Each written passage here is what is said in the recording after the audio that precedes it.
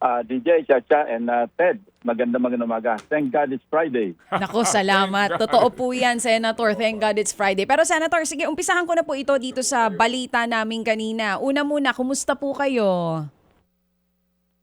Okay naman. Siyempre, ga-anticipate kami sa ako, no? Particularly para sa Monday. Kasi that's another day in the Senate. Kasi nung pinaghiwalay namin nung last Wednesday, at least 8 sa aking pagkaalala ko, 8 yung nakasignify na tatayo will take the floor para either mag-manifest, mag-interpellate do sa privilege speeches ni na Senator Risa at saka Senator Erwin. Okay, okay. Yung po bang Monday na sinasabi nyo, yung tungkol po doon sa nangyari sa nagulo sa Senado, ito pong impeachment trial ni VP Sara Duterte? Wala pa yung impeachment trial kasi nagpadala na ng summons do sa respondent kay VP Sara. So mag-expire yun, I think kung di May 30, May 31, ano? Give or take. Tapos, patapos noon, siyempre papadala ng non-extendable period na 5 days naman sa prosecution.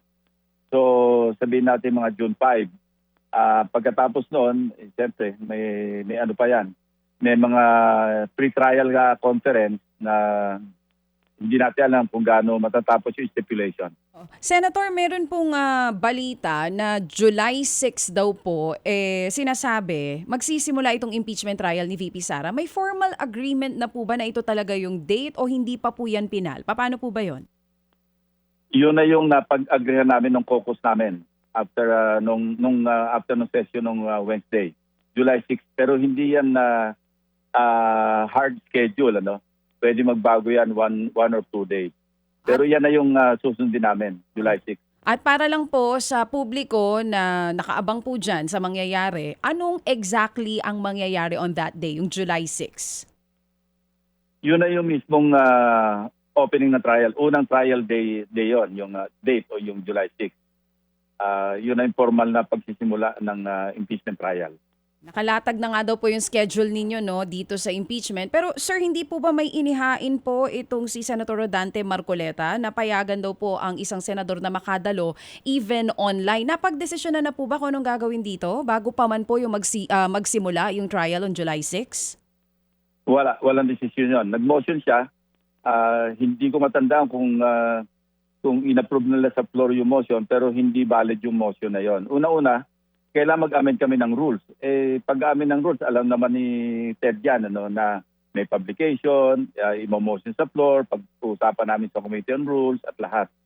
So, baka malabong mangyari yon. Yung babaguhin mo yung rules on impeachment sa isang pamamagitan ng isang motion. So, hindi po ba pagbobotohan ito bagong pagsisimula nun? Kumbaga, paano po kaya ang mangyayari?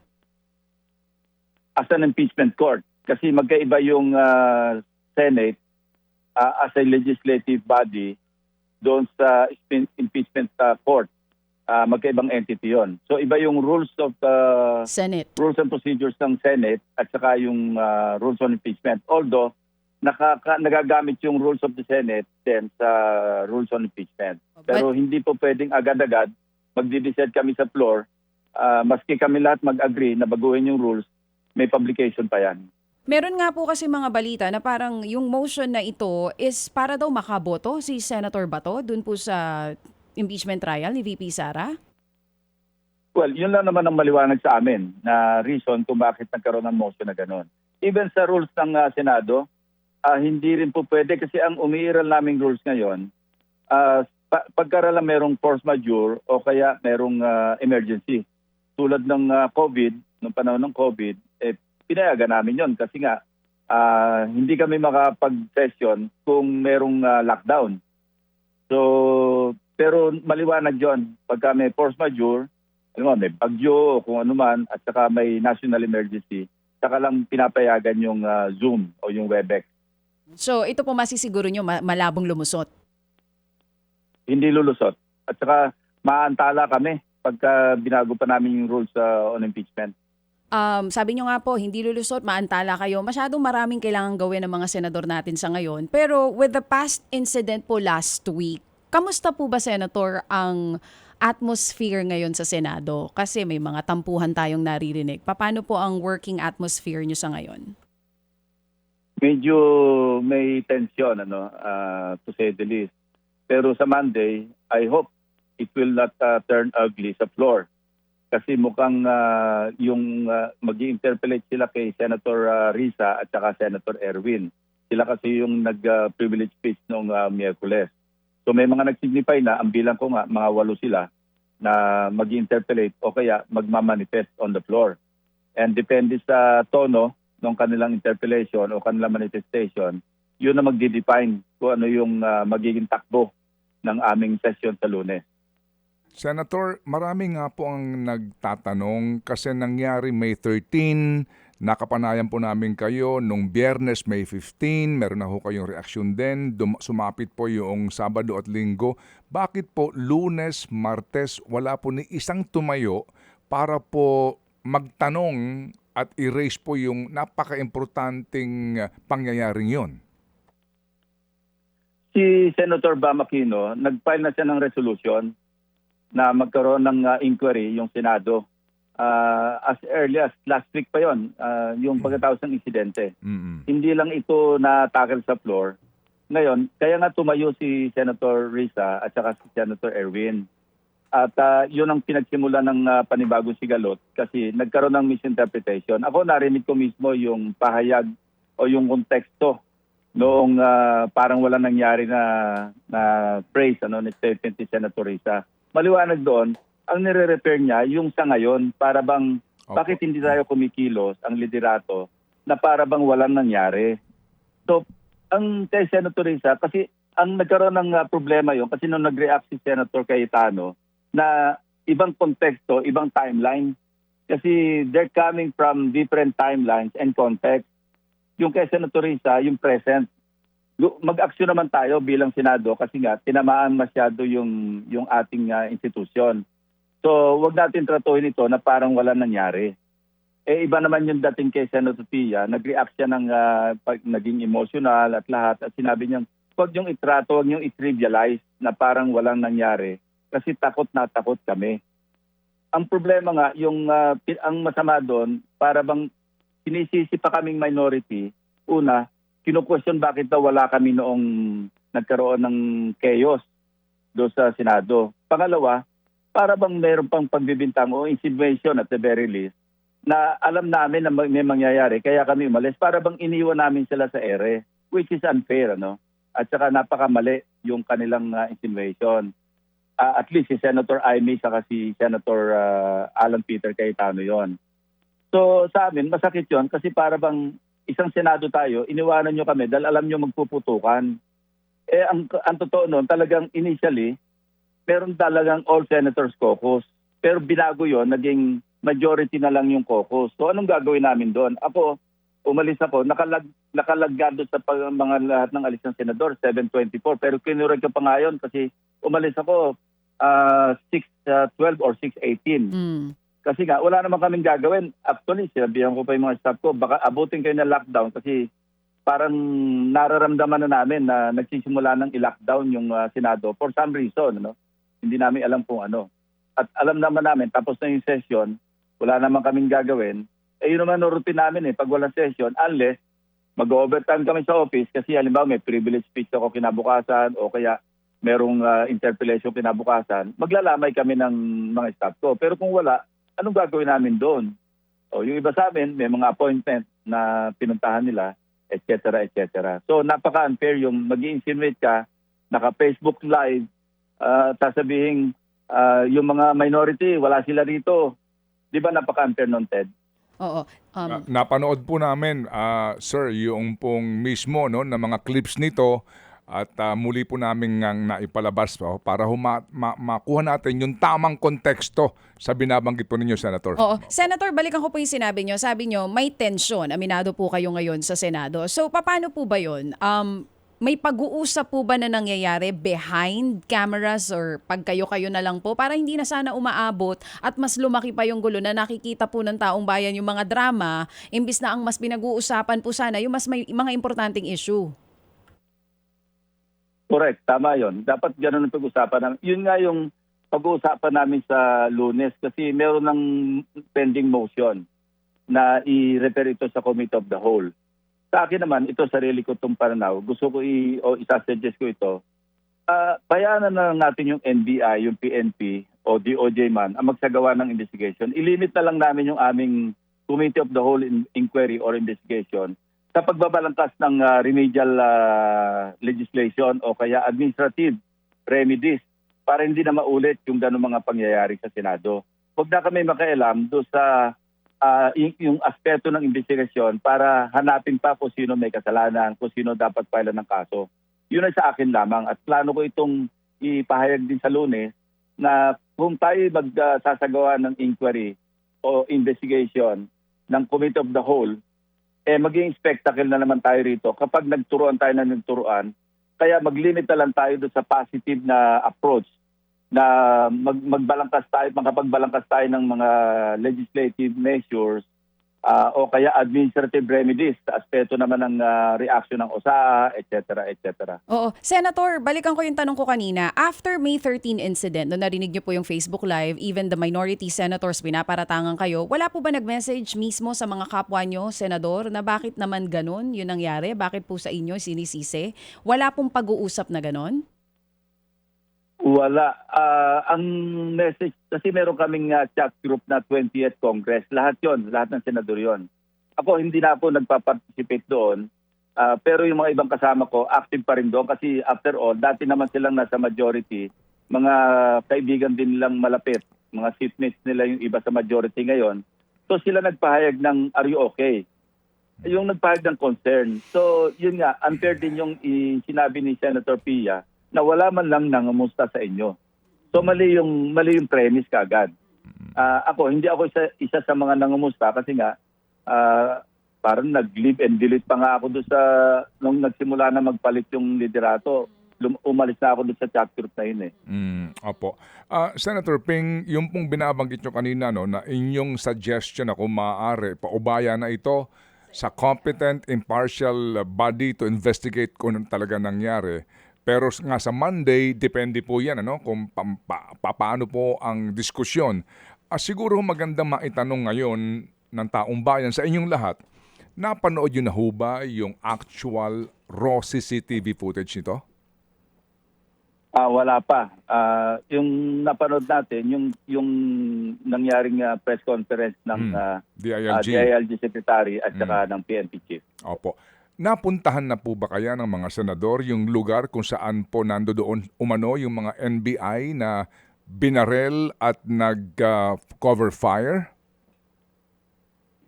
I suppose walang nagsagawa ng ganong pagsisiyasat, Ted. Opo. Pero ang nagsagawa noon, yung nag-iimbestiga sa ngayon. Opo. CIDG, Opo. NBI.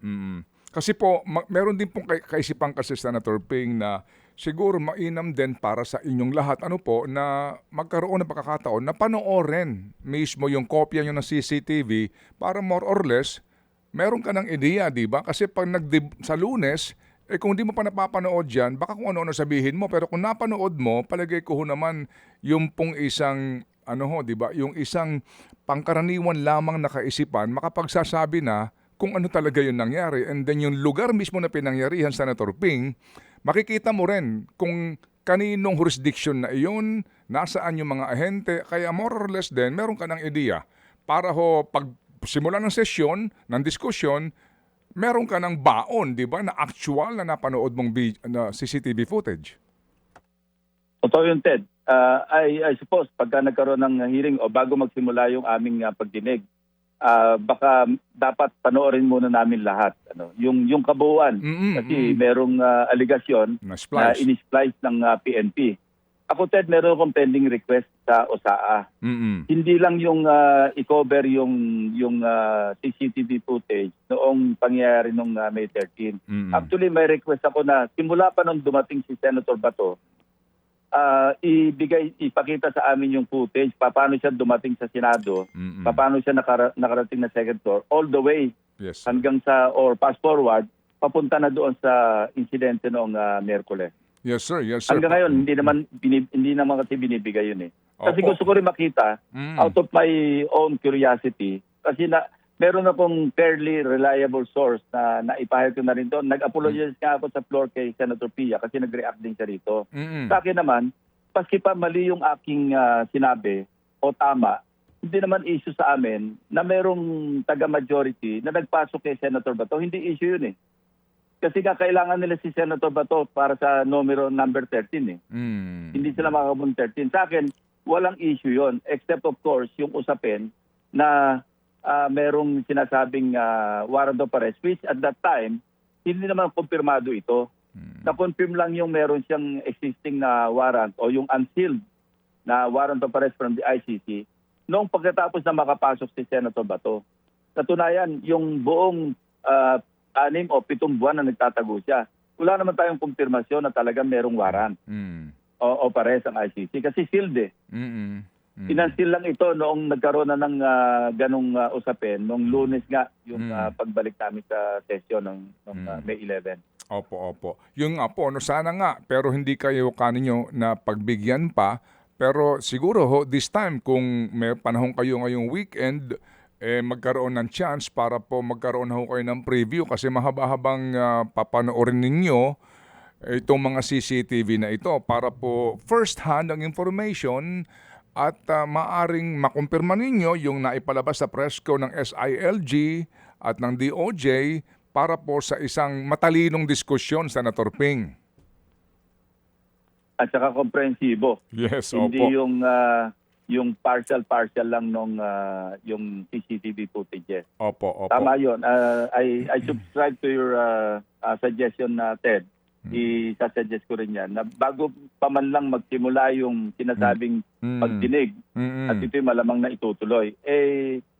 Sabi kami na muna, panoorin namin yung footage para nga matalino yung aming pagtatanong at may pinagbabasehan. Yes, sir. At saka nga po yung lugar kung saan po nangyari ito. Kasi di ho ba may claim, pati ho sa interview ko kay Ginoong Aplasca, tinatanong ko nga siya, yung pintuan na iyon, sino ba may control, may susi ba yun, wala, etc. And then yung lugar kung nasaan yung mga ahente, kung kaninong jurisdiction yon kasi nga lumalabas daw, humingi nga ng security ang GSIS. Ang punto lang ho kasi dyan, Senator, is that kung yung actual po na pagpapaputok, kung may basihan pa ba na ratatin mo sila ng ilang bala, gayong una, malayo, kasi di ba bridge yan papunta ng kantin, as you know siguro kung napupunta ko kayo doon, para lang ma-establish po ninyo kung kanino ba talagang lugar na iyon, kung saan nandoon yung mga ahente at saang lugar nagpaputok sa Ginoong Aplasca.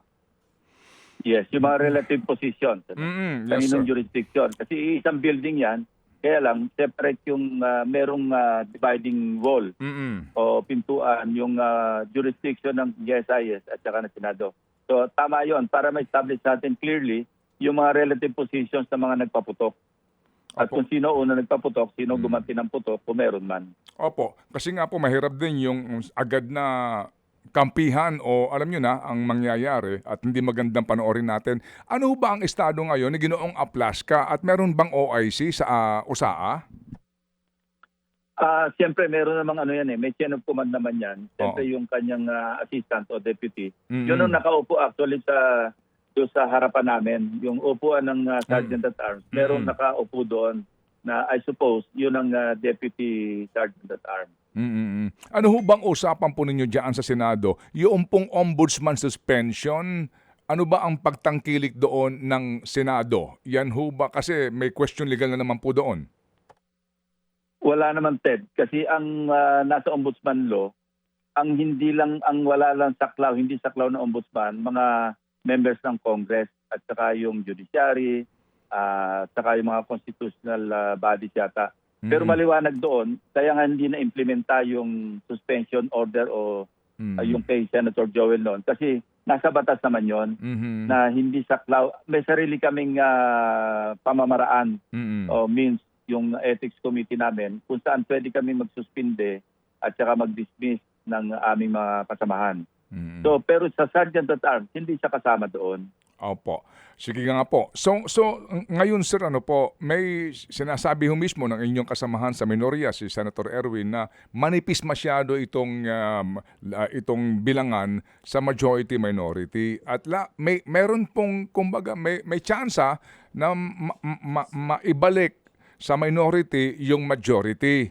Sir, yung change po ng Senate leadership,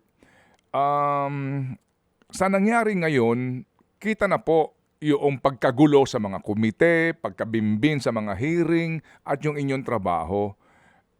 Ah, Hindi ho ba ninyo pinag-uusapan na po yan? Kasi bagamat ngayon po no, nalalagay sa alanganin ang imahe ng Senado sa panunungkulan ni Ginoong Cayetano, yung pong panibagong change of leadership, kung sakasakali man po, ano ho yan? Gugulo na naman po ang mga komite niyan. Hindi naman kasi given naman yan eh. Pag nagpalit ng liderato o yung majority-minority yung equation, siyempre, papupunta yung mga major committee doon sa members na majority. So, it's a normal occurrence na talaga magre-reorganize yung mga committees. Katunayan, nagsimula na nga magre-organize. Ngayon, doon sa sinabi mong manipis, talaga manipis kasi sa ngayon, out of 24 senators, 23 lamang yung physically able para bumoto kung sakali man. Ano? So tama yung sinabi ni Senator Erwin na sa kanipisan nito, isa lang yung tumawid maski hindi makapagpalit ng leadership ng Senate President. Kami yung magiging, halimbawa, merong isang tumawid. Magiging 12-11 in our favor. So pag gano'n ang situation, Ted, medyo unique o baka hindi naman magulo kasi maliwanag naman sa rules namin, lagi majority ang nasusunod, no? As in any democracy. So kapag nangyari, naka-preside yung Senate President, pero sa floor, 12 yung majority. So pagbotohan na naman ng pag-change na naman ng mga chairman, chairperson, ang masusunod yung majority. So you can just imagine the awkward situation na yung Senate President is just relegated sa pagiging presiding officer. Pero magiging virtual na Senate President yung minority leader because he has the Numbers. majority sa floor.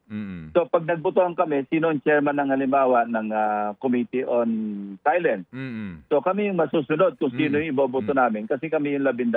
Assuming na merong isang lumipat sa minorya ngayon na magiging majority. So gano'n na magiging situation dyan. Although hindi magpapalit ng Senate President at probably pati yung ibang officers like Pro Temp, may majority leader, may minority leader. Pero pag botohan kami, pati mga motions, masusunod siyempre yung majority.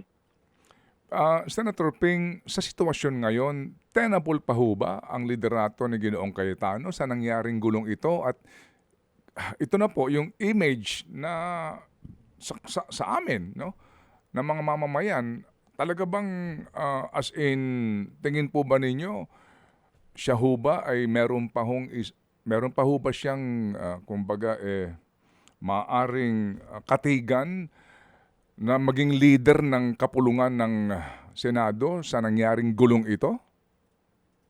Ted, ganito na lamang, nasabi ko na rin ito. Yung kudeta sa Senado, pwede itong ito-akit sa isang krimen, yung rebellion. It is a continuing crime. Hindi mag-i-stop yan. Tulad din ang nangyayari mga nakaraan, kapag nagpalit ng liderato, hindi naman titigil yung minority. Kung hindi isipin na balang araw, sila naman yung maging majority. Sila yung mapaghalal ng panibagong Senate President. Kaya nga sinabi ko, nakapag-post na rin ako dito na yung pagpapalit ng liderato sa Senado is like rebellion. It is a continuing crime. Quote-unquote. Hindi yung crime na literal. Opo. Bakit ho ba nagpalit ng Senate presidency nung panahon ni Cheese, ni Ginoong Escudero? Ano bang katwiran noon? Kasi nga, ang balita noon dahil po sa nasangkot ang kanyang pangalan sa flood control scandal. Di po ba? Wala pa yung flood control noon. Ang issue kay dating Senate President Cheese noon, yung 2025 budget. Pinakamasamang budget sa buong kasaysayan ng Pilipinas ng Kongreso. Ang isa pang issue sa kanya noon, yung hindi nasunod yung forthwith, rightly or wrongly. Dahil nagpahayag na rin ng Korte Suprema rito. Pero yun ang dalawang malalaking issue na naging dahilan kung bakit napalitan ni Tito Sen si Cheese at that time. Okay, thank you sir. Ano ang dahilan kung ba't napalitan si Tito Sen as SP? Kasi nga biglang nakahulag po si Senator Bato. Sabi ko, for whatever reason, Okay. hanga rin talaga ng minority na maging majority. Oo nga po, oo nga So, po. ang sa amin noon, ang naging dahilan naman doon, kasi Mm, merong mm. apat na nawala sa amin, hindi ba? Mhm. Sabihin natin, Opo. apat. Kasi Senator Pia, Senator Loren, Mhm. at saka yung Dalawang dalawang magkapatid. Senator Villar, Oo. Senators Villar. Oo. Yun. Opo. Yun ang naging dahilan. So, matagal nang pinaplat yan. Hindi lang makabuo kasi nga, sa kwenta rin namin, kaya kampante rin kami. Mhm. Kasi hanggang 12 lang kaya nilang kunin. Kasi meron na kaming, may higing na talaga kami na ang vulnerable yung apat eh. Kasi nangyari na yan ng unang attempt eh. Inopen Opo. nga nila to kay Senator Legarda na okay, para lang mabuo tayo, ikaw na yung Senate President. Inamin naman ni Senator Legarda yung kay Tito Sen eh. Nung, kaya lang, ito this time, medyo nagkabulagan. Kinompronto nga siya dahil nung lumapit siya sa aking upuan, sa amin dalawa ni Tito Sen, sa bago naming upuan ngayon. Sabi ko, Loren, andiyan ka na rin lang, tatanungin kita ng diretso. Totoo ba yung sinabi ng mga kasamahan ko nung nasa lounge kami after the coup, after magpalit tayo ng Senate President, na sinabi mo raw sa kanya na i-nominate niyo ako kasi ako dapat yan. At mas marami akong botong makukuha kaysa dyan. Referring to Senate President Alan Peter Cayetano. Kasi marami sila nakarinig eh. Ang una nagsabi sa akin yan, si Senator Lapid, kasi sila yung nakatayo sa harapan ni Senator Legarda noon. So nung nasa lounge kami, right after the coup, so si Lito, yung Senator Lito, sinabi sa akin, pare, merong nabanggit sa amin si kaharap kami si Senator Loren, na inominate niyo ako, kasi ako dapat yan. So ito naman, kinonfirm naman ni Senator Kiko, Senator Bam, kasi nandun din sila sa harap. Sabi niya, totoo yun, narinig namin, nagtataka nga kami, hindi namin agad nakuha kung ano yung ibig niya sabihin na nagpapanominate siya. So when I confronted Senator Loren, ang sabi niya sa akin, that was in jest. So I took it at face value, yun ang kanyang reply. No? Whether totoo yun o hindi, I take her word for it. Okay. Kasi po sir, sa kasaysayan po ng Senado, usually po, alam niyo na, sa pagpapalit po ng SP, may kanya-kanyang, may mga bali-balita, di ba? May disgusto sa pamamaraan, sa mga committee na distribution, etc. Pero yung nga po nabanggit nyo kay Senator Chis, ang issue, yung budget, etc. So may kaugnayan sa image din na dinadala ng leader ng Senado. Usually, may kinalaman din yan dun sa imahe ng leader ng Senado, di po ba? Yes. Opo. Ang nakarating sa amin na Ted, ang issue kay Senator Soto, hindi raw marunong mag-alaga ng mga kasamahan namin. Ang aking reaction doon, hindi marunong mag-alaga. Sabi ko, si Senate President Soto, wala siyang 142 billion na pwedeng ipamigay sa mga kapwa senador. Kasi parang naikumpara pa siya kay Senator Chis eh. Na parang si Senate President Chis noon, alaga yung mga kasama, si Senator Soto, hindi daw. Sabi ko, kung ganyan ang magiging dahilan. At isa pang dahilan, ako raw, yung Blue Ribbon, na bakit daw na may mga kasamahan kami na recommend na makasuhan. Ako, sa loob ko lang, kung ganyan ang dahilan, edi wala tayong magagawa kasi it is what it is. Dahil ako, siyempre, ginawa ko yung trabaho ko eh. Kung hindi naman ako nagturo kay Bernardo para ituro sila, hindi naman ako nagturo kay Alcantara para ituro sila. Yun naman, nanggaling sa pahayag nila. Katunayan, hindi nga ako nakialam doon sa kung anong pahayag nung dalawa. Nung at least si Yusek Bernardo, yun ang pinahayag niya eh. Pero kung isasama ng loob ng aking mga kasamahan, yung aking pagganap ng tungkulin bilang chairperson, na hindi ako parang babaliwalain yung mga pahayag o hindi ko isasama dahil mga kasamahan ko, saan naman ako lulugar? Hindi yun ang trabaho hindi yun ang sa akin palagay. Hindi ako para magtakip sa aking mga kasamahan. No? Kung ito'y, ang masama kung tinuruan ko si Bernardo, ituro mo nga ito, yun ang masama. Kasi subordination of perjury yun, Ted. Pero kung malayang pagpapahayag at lumabas yung pangalan nila, huwag nila ibuntun yung sisi sa akin. Yun ang dalawang bagay na nakarating na issue kay Senator kay Tito Sen at saka sa akin, which to me is very unfair. No? Kasi hindi marunong mag-alaga. Define alaga, Ted. Ang definition namin ng alaga, yung welfare ng mga kasamahan namin, pangalagaan mo, pero hindi dahil sa material na dahilan na hindi marunong mag-alaga. Alam mo, nung nakarating sa amin yon, hindi ko na sabihin kung saan ang galing information, pero kumpirmado naman yon. Parang naawa nga ako kay Tito Sen eh. Sabi ko, ganun ba yung ano? Kaya i-define mo nga sa akin kung ano yung ibig sabihin ng hindi marunong mag-alaga. Anong konteksto nun? Well, ang alam po namin sa aming stasyon, alagang kapatid. Pero yung Hindi, alagang... ang alaga, alam mo, relative yan, Ted eh. yes, sir, yung alaga yes, sir. sa maayos na pamamaraan, sa tamang opo. pamamaraan, Opo, that's opo. fair. Opo, Pero yung opo. alaga na bubusugin kita, inalagaan kita, na hindi naman natin pera yan, pera ng bayan niya, ipambubusog ka sa'yo. Kung ganun ang definition ng alaga, Opo. mag-pack up na tayo lahat. Yes, sir. O, kumbaga, pag pinag-uusapan natin na alaga, alaga para magkaroon ka ng alokasyon ng pondo sa inyong mga gustong, di ba? Alam na po natin yan. Gusto mong mga proyekto, kagaya ho ng nakagawian, ibang alaga po yun. Unang-una, wala naman kami pakialam sa proyekto, Ted eh.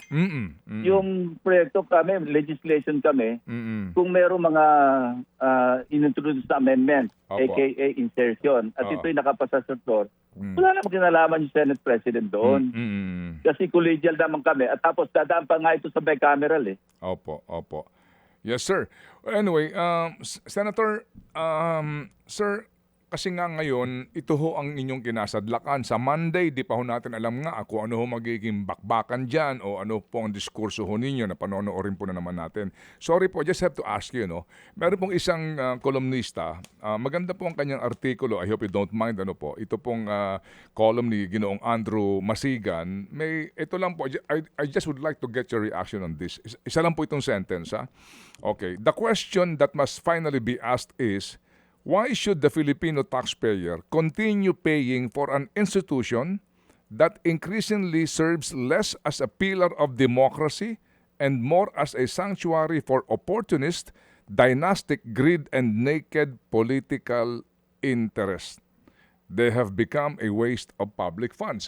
May ganito rin pong kaisipan na sa napapanood namin, sa nangyari nga po ng mga itong eksenang ito, parang may mga tao po na ano na nangyari sa Senado?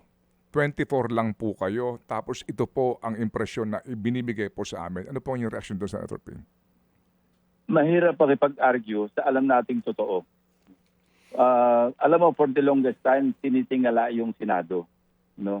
Ngayon nga, ang biruan, mas mataas yung pagtingin ng tao sa House of Representatives kesa sa Senado, which is a sad fact. Ano? Tanggap namin yon. Kasi dati-dati, yung Senado yung parang big brother eh.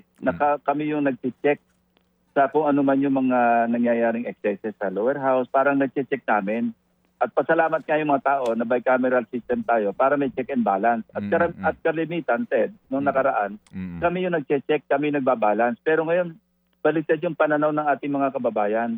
Mas mababa yung antas ng integridad ng Senado kaysa sa House.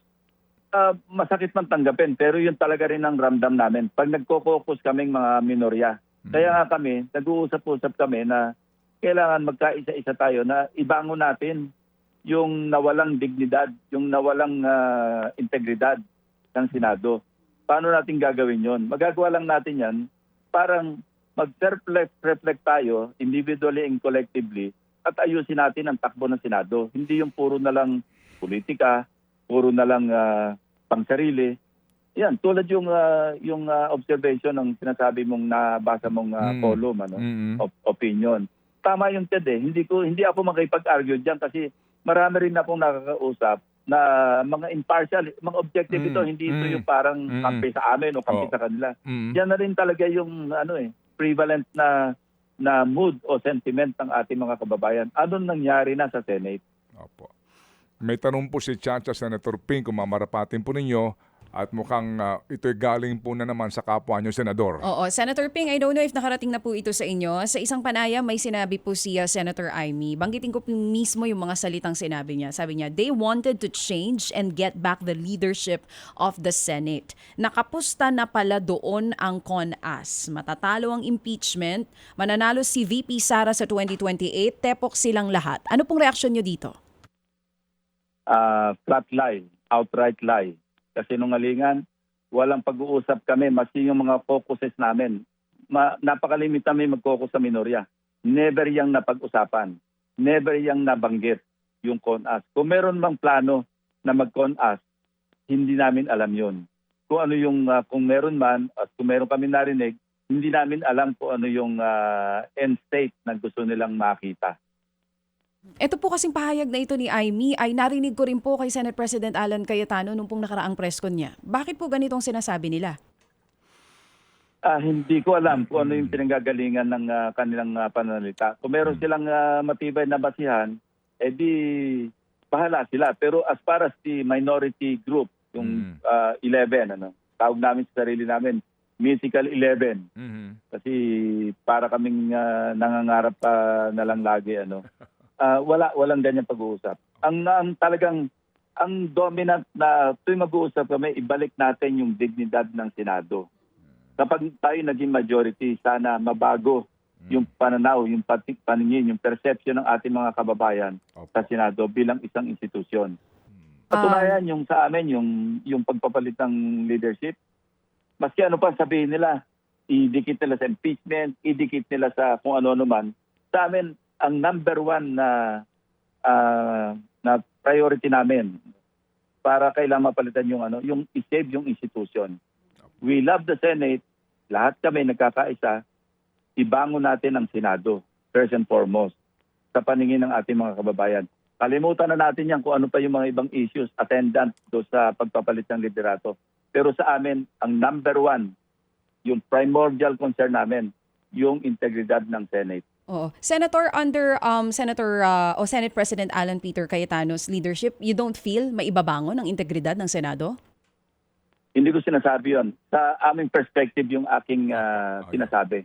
Na kami, ganun ang aming pananaw. Hindi namin sinasabi, ayaw namin basahin yung isip nila. Pero sa amin, as far as our group, yun ang aming pinaka-prioridad. Na ibangon namin yung integridad ng Senado. Hindi ito patungkol na sila ayaw nila ibangon. Opo. Ang pinanggagalingan ko lang yung aming grupo. Opo, yun po yung tamang konteksto doon. Alright, Senator Ping, ito ho ngayon, bigla pong ang dami nagre-react sa ating panayam na ito. Short message lang po sa lahat ng ating mga kababayan na araw-araw po ay nagpapagal, araw-araw po ay ang pinoproblema ngayon, pantuition, etc., nahihirapan ng mga manggagawa. At sabi nga po nila, sana naman sulit ang pinagpapagura ng mga Pilipino para po sa inyo. Ano pong inyong mensahe sa amin? Simple lang, sila Ted ang ating palagi ang kukumustahin. Anong kalagayan ninyo, kaya nyo pa ba? Hindi yung mga trivial o yung sarili namin kapakanan na hindi nyo kami kinumusta. Ang kumustahin natin lagi sa ating isipan, sa ating pananalita, kumusta na ba ang sitwasyon ng ating mga kababayan? Ito isang dahilan din kung bakit gusto rin namin makapag-contribute at mag-matter kami sa policy decision making. At magagawa namin yun kung kami nasa majority. Hindi ito condescending, Ted. Hindi ito yung parang kami lang ang may moral authority. Ito yung nanggagaling sa aming, ng bawat isa sa amin. Kasi ito lagi pag-uusapan namin . Ilang beses na kami nag-focus. Minsan inabot pa nga kami ng 1:00 ng madaling araw. Pero yan ang nakikita ko sa bawat pananalita ng aking mga kasamahan sa 11, kaming 11. Ang nangunguna talaga and I can speak on their behalf. Ang nangunguna pagka nagdi-discuss kami, isalba natin ang institusyon. Kaya ang aking mensahe sa ating mga kababayan, kumusta kayo? Senator Ping, marami pong salamat sa inyo pong panahon. Kami po'y muli magmamasid at sana nga po maging makabuluhan pong ating weekend para po sa ating paghahanap ng katotohanan at kapakanan po ng bayan ng ating pong mauuna lagi. Salamat, Senator Ping. Thank you, Ted. Thank you, DJ Chacha. Mga kapatid, patuloy po kayong tumutok sa 105.9 True FM para sa totoong balita, impormasyon, music and entertainment. Mag-subscribe sa aming YouTube channel at podcast at sundan nyo kami sa Facebook, Instagram, X at TikTok sa True Network PH. Bisitahin din po ang aming official website, truefm.ph. At panoorin din kami sa True TV Signal, Channel 19. Kami po ang 105.9 True FM. Laging true sa'yo, kapatid. Dito tayo sa totoo, tunay at tapat.